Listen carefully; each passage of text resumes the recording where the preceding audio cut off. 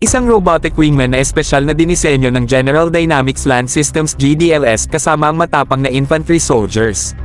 Ang modernong halimaw na ito, na pinagbasehan sa kakayahan ng MSHORAD na ginagamit ng Army Light Divisions, ay dito upang baguhin ang laro ng ating depensa. Ang TRX-SHORAD Robotic Wingman ay hindi lamang isang karaniwang kaagapay mga bro.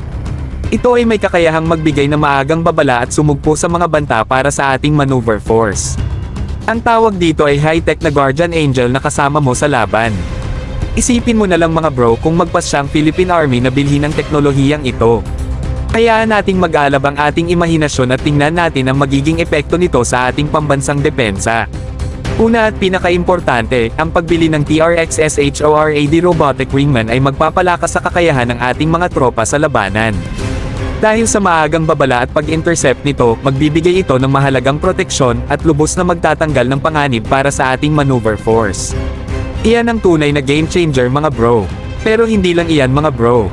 Ang pag-introduce ng ganitong advanced na teknolohiya ay magpapakita rin ng dedikasyon ng Philippine Army sa pagiging nasa unahan ng military innovation.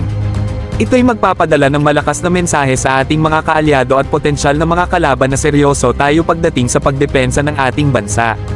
Bukod pa riyan, ang pag-invest sa advanced robotic systems tulad ng TRX-SHORAD Robotic Wingman ay magbubukas ng mga pintuan para sa mga future development at collaborations. Maaaring magbukas ito ng mga oportunidad para sa technology transfer, local manufacturing, at pakikipagtulungan sa bansa sa defense industry.